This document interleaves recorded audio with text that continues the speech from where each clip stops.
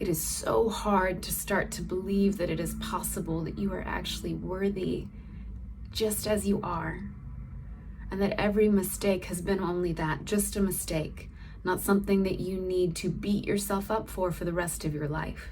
Today, we are talking about the difference between remorse and toxic shame.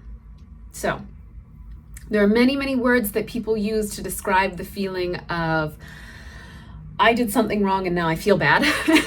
But the two that I'm going to use to really delineate what is healthy and unhealthy is remorse and toxic shame. You could use words like just plain old shame. You could use words like guilt. But, oh man, whenever we get into this space of like language, it all kind of means different things. In the end, what really matters is that you take away the difference between a healthy response to I messed up and an unhealthy response to I messed up. That's really what matters the most. And then use whatever word actually works for you, okay? So, let's talk about toxic shame first. Toxic shame is the place that a person falls into whenever they realize that they've messed up and they feel bad about it, but then they move into a space of like, I am so bad, I'm collapsing in on myself, I am a terrible person. And then here's what usually ends up happening. Whoever brought up, hey, you hurt me, ends up having to take care of you. That's insane. This is as selfish of a response as going into entitlement. So a lot of people do not know this, but whenever you go into a shame-filled response because you messed up, it is as selfish as moving into an entitled space. Here's why. If I hurt someone and they tell me that I've hurt them, I could go entitled and be like, no, I didn't. No big deal. You're fine. I did what I needed to do to take care of me. You don't matter. I could do that. Super selfish. Or I could collapse into, I'm so bad, I'm the worst, I can't believe I did that to you. And it is as self-involved as the other response. And it leaves the person that you hurt without any kind of comfort, acknowledgement, help.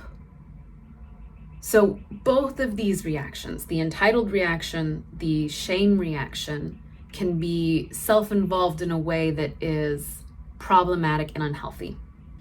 So rather than falling into, I am so bad, I messed up, I'm worthless, how could I do that to you? Rather than doing that, pull yourself up out of the toxic shame. Remember that you are human. You are imperfect just like the rest of us. You are going to make mistakes.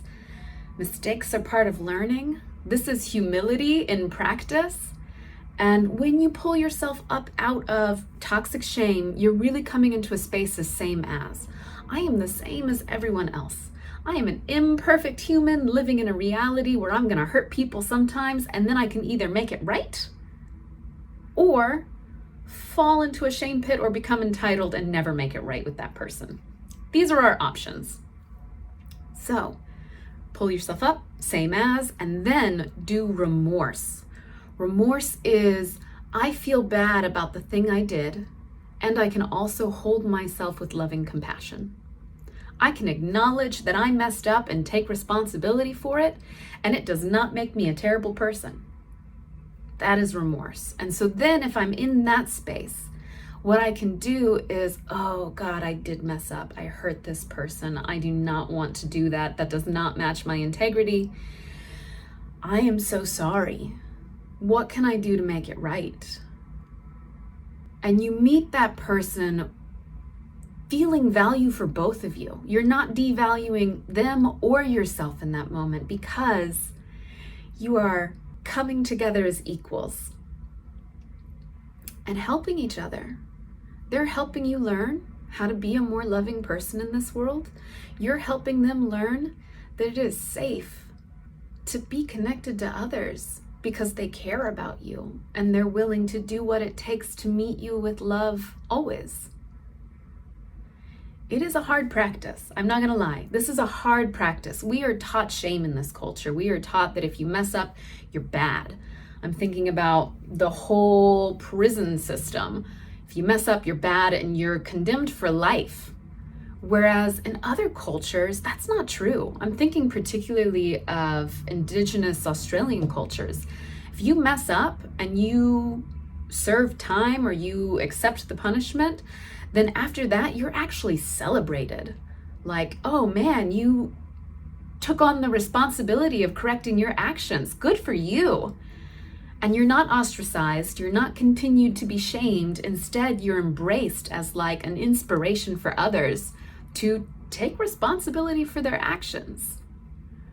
What a wonderful world. I wish we lived in that world for everyone, not just pockets of people who are more advanced in their way of being together, but everyone. I wish everyone would reach that point. Anyway, that was my soapbox moment. Is there anything else important to say about toxic shame and remorse? Do not shame yourself for shaming yourself, because you're just sending your mental state down a further cycle of toxicity.